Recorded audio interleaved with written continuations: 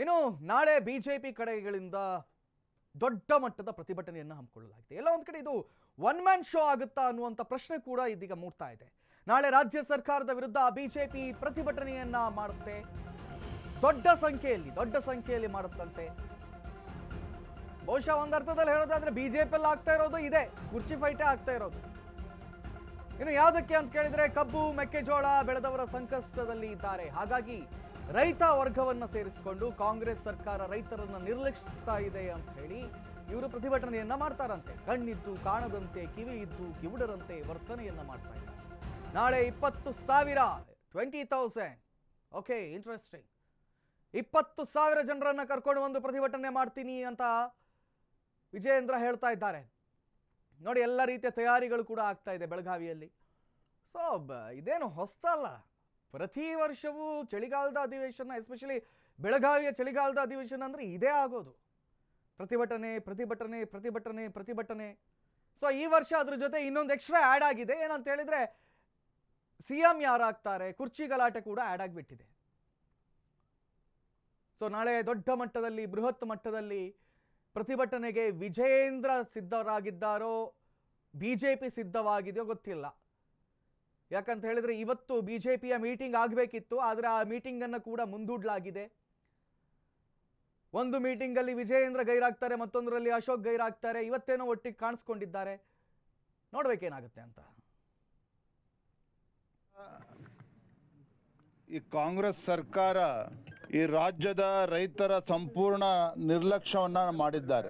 ರಾಜ್ಯ ಸರ್ಕಾರ, ಈ ಕಾಂಗ್ರೆಸ್ ಸರ್ಕಾರ ಏನಿದೆ, ಕಬ್ಬು ಬೆಳೆಗಾರರ ಸಮಸ್ಯೆಗೆ ಪರಿಹಾರನ ಕೊಡೋದಾಗ್ಲಿ, ಮೆಕ್ಕೆಜೋಳ ರೈತರ ಸಮಸ್ಯೆಗೆ ಸ್ಪಂದನೆ ಮಾಡುವಂತ ಕೆಲಸ ಆಗ್ಲಿ, ಭತ್ತ, ತೊಗರಿ, ಉದ್ದು ಎಲ್ಲ ರೈತರು ಕೂಡ ಸಂಕಷ್ಟದಲ್ಲಿದ್ದಾಗ ಸೂಕ್ತ ಸಂದರ್ಭದಲ್ಲಿ ಸೂಕ್ತ ನಿರ್ಣಯವನ್ನ ಮಾಡ್ದೇನೆ, ತಡ ಮಾಡ್ದೇನೆ ಅಪಚಾರವನ್ನ ಎಸಗಿದ್ದಾರೆ. ಒಟ್ಟಾರೆಯಾಗಿ ಸಿದ್ದರಾಮಯ್ಯ ನೇತೃತ್ವದ ಕಾಂಗ್ರೆಸ್ ಸರ್ಕಾರ ಈ ನಾಡಿಗೆ 2 ತುತ್ತು ಅನ್ನವನ್ನ ಕೊಡ್ತಕ್ಕಂತ ರೈತನನ್ನ ಸಂಪೂರ್ಣವಾಗಿ ನಿರ್ಲಕ್ಷಿಸಿದ್ದಾರೆ. ಈ ಎಲ್ಲ ವಿಚಾರಗಳನ್ನ ತೆಗೆದುಕೊಂಡು ನಾವು ಇವತ್ತು ಹೋರಾಟವನ್ನ ಕೈಗೆತ್ತಿಕೊಂಡಿದ್ದೇವೆ. ಸುಮಾರು 15-20 ಸಾವಿರ ಸಂಖ್ಯೆಯಲ್ಲಿ ರೈತರು ಎಲ್ಲರೂ ಕೂಡ ಅಕ್ಕಪಕ್ಕ ಜಿಲ್ಲೆಯಿಂದ ಕೂಡ ಬರ್ತಾ ಇದ್ದಾರೆ. ಬೆಳಗಾವಿ ಜಿಲ್ಲೆ ನಮ್ಮೆಲ್ಲ ಶಾಸಕರುಗಳು, ವಿಧಾನ ಪರಿಷತ್ ಸದಸ್ಯರು, ಅಕ್ಕ ಬಾಗಲಕೋಟೆ, ಬಿಜಾಪುರ ಎಲ್ಲಾ ಜಿಲ್ಲೆಗಳಿಂದ ಕೂಡ ಬರೋರಿದ್ದಾರೆ. ಸುವರ್ಣಸೌಧ ಮುತ್ತಿಗೆಯನ್ನ ಹಾಕ್ತೇವೆ ನಾಳೆ ದಿನ. ಯಾಕೆಂದ್ರೆ ಈ ಸರ್ಕಾರ ಕಣ್ಣಿದ್ದು ಕುರುಡನಂತೆ, ಕಿವಿ ಇದ್ದು ಕಿವುಡನಂತೆ ನಟನೆ ಮಾಡ್ತಾ ಇದೆ.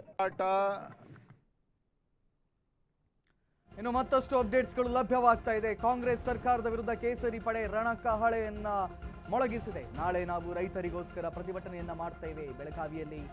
ವಿಪಕ್ಷ ನಾಯಕ ಆರ್ ಅಶೋಕ್ ಕೂಡ ಅದೇ ಹೇಳಿಕೆಯನ್ನು ಕೊಟ್ಟಿದ್ದಾರಂತೆ.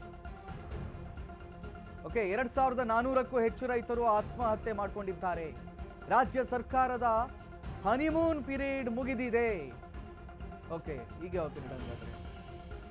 ಖಜಾನೆ ಖಾಲಿ ಖಾಲಿ, ಕಾಂಗ್ರೆಸ್ನವರು ಜಾಲಿ ಮಾಡ್ತಾ ಇದ್ದಾರೆ. ಇದು ಸರಿಯಲ್ಲ. ನಾವು ರೈತರ ಪರವಾಗಿ ಸದನದಲ್ಲಿ ಧ್ವನಿ ಎತ್ತುತ್ತೇವೆ. ಸದನದಲ್ಲಿ ಧ್ವನಿ ಎತ್ತುತ್ತಾರೆ. ಅಷ್ಟೊಂದು ಜನ ರೈತರನ್ನ ಕರ್ಕೊಂಡು ಬಂದು ಸದನದಲ್ಲಂತೂ ಮಾತಾಡೋಕ್ಕಾಗಲ್ಲ. ಸದನದ ಹೊರಗಡೆ ಧ್ವನಿ ಎತ್ತುತ್ತಾರೆ.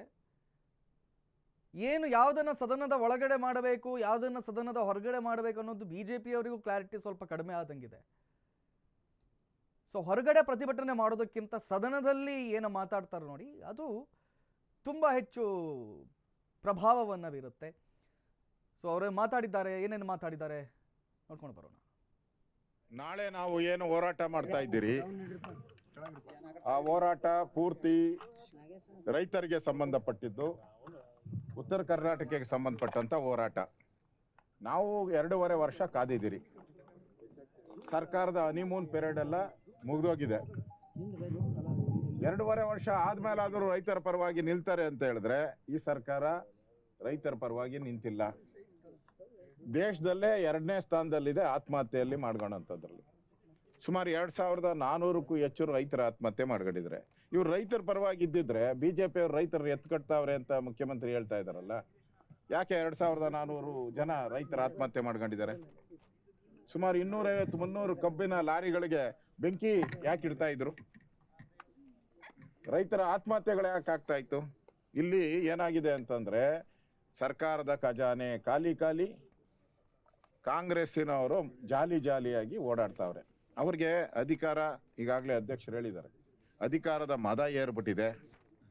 ಅವ್ರಿಗೆ ಅಧಿಕಾರ ಯಾರು ಬೇಕು, ಮುಖ್ಯಮಂತ್ರಿ ಯಾರಾಗಬೇಕು ಅನ್ನೋದು ಕಳೆದ 1 ವರ್ಷದಿಂದ ಚರ್ಚೆ. ಇವ್ರ ಕಾಲ್ ಅವರು, ಅವ್ರ ಕಾಲ್ ಇವರು, ಡಿನ್ನರ್ ಪಾಲಿಟಿಕ್ಸು, ಬ್ರೇಕ್ಫಾಸ್ಟ್ ಪಾಲಿಟಿಕ್ಸಲ್ಲೇ ಇದ್ದಾರೆ ಹೊರತು ರೈತರ ಬಗ್ಗೆ ಗಮನ ಕೊಡ್ತಾ ಇಲ್ಲ. ಇದರ ವಿರುದ್ಧವಾದಂಥ ಒಂದು ಹೋರಾಟ, ಕಾಂಗ್ರೆಸ್ ವಿರುದ್ಧವಾದಂಥ ಹೋರಾಟ. ಬನ್ನಿ, ರೈತರ ಪರವಾಗಿ ನಿಲ್ಲಿ, ಇಲ್ಲ ಅಂದರೆ ಖಾಲಿ ಮಾಡಿ, ಜಾಗ ಖಾಲಿ ಮಾಡಿ ಮನೆಗೆ ಹೋಗಿ. ಇನ್ನು ಈ ವಿಚಾರದ ಕುರಿತಾಗಿ ನಮ್ಮ ಪ್ರತಿನಿಧಿ ಪ್ರಶಾಂತ್ ದೂರವಾಣಿ ಸಂಪರ್ಕದಲ್ಲಿದ್ದಾರೆ. ಪ್ರಶಾಂತ್, ರಾಜ್ಯದಲ್ಲಿ ಏನೆಲ್ಲ ನೋಡಬಾರ್ದು ಅದೆಲ್ಲದನ್ನು ಕೂಡ ನೋಡ್ತಾ ಇದ್ದೀವಿ. ಒಂದು ಕಡೆಯಲ್ಲಿ ಕುರ್ಚಿ ಗಲಾಟೆ ಆದರೆ ಮತ್ತೊಂದು ಕಡೆಯಲ್ಲಿ ರೈತರನ್ನ ಕರ್ಕೊಂಡು ಬಂದು ನಾವು ಪ್ರತಿಭಟನೆಯನ್ನ ಮಾಡ್ತೀವಿ ಅಂತ ಹೇಳ್ತಾ ಇದ್ದಾರೆ. ಎಲ್ಲೊಂದು ಕಡೆ ಬಿಜೆಪಿ ಒಳಗಡೆ, ಸಂಸತ್ ಭವನದ ಒಳಗಡೆ ಏನು ಮಾಡಬೇಕಿತ್ತು ಅದನ್ನು ಹೊರಗಡೆ ಮಾಡ್ತಾ ಇದ್ದಾರೆ ಅಂತ ಕಾಣಿಸುತ್ತೆ. 2400ಕ್ಕೂ ಹೆಚ್ಚು ಜನರು ಆತ್ಮಹತ್ಯೆಯನ್ನು ಮಾಡ್ಕೊಂಡಿದ್ದಾರೆ. ಹಾಗಾಗಿ ದೊಡ್ಡ ಮಟ್ಟದಲ್ಲಿ ನಾವು ಪ್ರತಿಭಟನೆಯನ್ನ ಮಾಡ್ತೀವಿ ಅಂತ ಹೇಳ್ತಾ ಇದ್ದಾರೆ. ಏನೇನು ಆಗ್ರಹಗಳನ್ನ ಮಾಡಬಹುದು ಪ್ರಶಾಂತ್? ಖಂಡಿತ ಕಾರ್ತಿಕ್, ಅಂತಂದ್ರೆ ನಾಳೆ ಬೆಳಗಾವಿಯ ಮಾಲಿನ್ಯ ಸಿಟಿ ಮೈದಾನದಲ್ಲಿ ಬಿಜೆಪಿ ಬೃಹತ್ ಪ್ರತಿಭಟನೆಯನ್ನು ನಡೆಸಿ ಅಲ್ಲಿಂದ ಸುವರ್ಣಸೌಧಕ್ಕೆ ಮುತ್ತಿಗೆ ಹಾಕುವಂತ ಪ್ರಯತ್ನವನ್ನ ನಾಳೆ ಮಾಡ್ಲಾಗ್ತಾ ಇರುವಂತದ್ದು. ಈ ಪ್ರತಿಭಟನೆಯಲ್ಲಿ ಬಿಜೆಪಿ ರಾಜ್ಯಾಧ್ಯಕ್ಷ ಡಿ.ವೈ. ವಿಜೇಂದ್ರ ಮತ್ತು ಆರ್ ಅಶೋಕ್, ಚಲವಾದಿ ನಾರಾಯಣ ಸ್ವಾಮಿ ಸೇರಿದಂತೆ ಸಿ.ಟಿ. ರವಿ ಸೇರಿದಂತೆ ಬಿಜೆಪಿಯ ಶಾಸಕರುಗಳು ಸಹ ಈ ಒಂದು ಪ್ರತಿಭಟನೆಯಲ್ಲಿ ಭಾಗಿಯಾಗಲಿರುವಂತದ್ದು. ಇದಷ್ಟೇ ಅಲ್ಲದೆ ಏನಂತಂದ್ರೆ ಉತ್ತರ ಕರ್ನಾಟಕದ 20ಕ್ಕೂ ಸಾವಿರ ಅಧಿಕ ಜನ ರೈತರನ್ನ ಕರೆದುಕೊಂಡು ಸುವರ್ಣ ವಿಧಾನಸೌಧಕ್ಕೆ ಮುತ್ತಿಗೆ ಹಾಕುವಂತ ಪ್ಲಾನ್ ನಲ್ಲಿ ಬಿಜೆಪಿ ಇರುವಂತದ್ದು. ರಾಜ್ಯ ಸರ್ಕಾರ ಬಂದಾಗಿನಿಂದ ರಾಜ್ಯದಲ್ಲಿ ಅಭಿವೃದ್ಧಿ ಆಗ್ತಾ ಇಲ್ಲ, ರೈತರ ಪರವಾಗಿ ಒಂದೇ ಒಂದು ಯೋಜನೆಗಳನ್ನ ತರ್ತಾ ಇಲ್ಲ. ಇದಷ್ಟೇ ಅಲ್ಲದೆ ಅತಿವೃಷ್ಟಿ ಅನಾವೃಷ್ಟಿ ಆದ ಸಂದರ್ಭದಲ್ಲಿ ಸಿಎಂ ಅವರು ವೈಮಾನಿಕ ಸಮೀಕ್ಷೆಯನ್ನು ಅಷ್ಟೇ ನಡೆಸಿದ್ರು. ಯಾವುದೇ ರೀತಿಯಾಗಿ ಪರಿಹಾರ ನೀಡ್ತಾ ಇಲ್ಲ. ಇವು ಬೆಳೆಗಳಿಗೆ ಪರಿಹಾರ ನೀಡಬೇಕು. ಮೆಕ್ಕೆಜೋಳ ಏನು ಉತ್ತರ ಕರ್ನಾಟಕದಲ್ಲಿ ಪ್ರಮುಖ ಬೆಳೆಗಳಾದಂತ ಮೆಕ್ಕೆಜೋಳ ಬೆಳೆ ಖರೀದಿ ಕೇಂದ್ರಗಳನ್ನು ತೆಗೆಯಬೇಕು, ತೊಗರಿ ಬೆಳೆ ಖರೀದಿಗಳಂತ ತೆಗೆಯಬೇಕು ಅಂತ ಹೇಳಿ ಆಗ್ರಹಿಸಿ ವಿವಿಧ ಬೇಡಿಕೆಗಳನ್ನ ಈಡೇರಿಕೆಗೆ ಆಗ್ರಹಿಸಿ ಅಂತಂದ್ರೆ ನಾಳೆ ಬಿಜೆಪಿ ರೈತರೊಂದಿಗೆ ಪ್ರತಿಭಟನೆ ಮಾಡುವಂತ ಆಲೋಚನೆ ಸಹ ಮಾಡಿರುವಂತದ್ದು. ಅದಕ್ಕೆ ಸಂಬಂಧಪಟ್ಟಂತೆ ಇವತ್ತು ಪೂರ್ವ ಸಿದ್ಧತೆಯನ್ನು ಮಾಡಿಕೊಂಡು ಈಗಾಗಲೇ ಬಿಜೆಪಿಯ ನಾಯಕರು ಸಹ ಒಂದು ಸ್ಥಳ ಪರಿಶೀಲನೆ ಸಹ ನಡೆಸಿರುವಂತದ್ದು. ಸ್ಥಳಕ್ಕೆ ಭೇಟಿ ಸಹ ಇವತ್ತು ನೀಡಿದ್ರು. ಏನಂತಂದ್ರೆ ಈಗ ಸಂಸತ್ತಿನ ಒಳಗಡೆ ಏನು ಚಳಿಗಾಲ ಅಧಿವೇಶನದ ಒಳಗಡೆ ಏನು ಸುವರ್ಣಸೌಧ ಒಳಗಡೆ ಮಾಡ್ಬೇಕನ್ನಂತ ಕೆಲಸಗಳನ್ನ ಇಲ್ಲಿ ಬಿಜೆಪಿಯ ನಾಯಕರು ಹೊರಗಡೆಯಿಂದ ಮಾಡುವ ಮೂಲಕ ರಾಜ್ಯ ಸರ್ಕಾರಕ್ಕೆ ಚಾಟಿ ಎತ್ತುವಂತಹ ಕೆಲಸಕ್ಕೆ ಸಹ ಮುಂದಾಗ್ತಾ ಇರುವಂತದ್ದು. ಇದರ ಜೊತೆಗೆ ಉತ್ತರ ಕರ್ನಾಟಕದ ಬಗ್ಗೆ ಅಂತಂದ್ರೆ ಆದಷ್ಟು ಬೇಗ ಚರ್ಚೆ ಆಗ್ಬೇಕಂತ ಹೇಳಿ ಸಹ ಇಲ್ಲಿ ಎತ್ತಲಿರುವಂತದ್ದು. ಕಾರ್ತಿಕ್, ಥ್ಯಾಂಕ್ ಯು ಪ್ರಶಾಂತ್ ಸತ್ತಿ ತಮ್ಮೆಲ್ಲ ಮಾಹಿತಿಗಳಿಗಾಗಿ.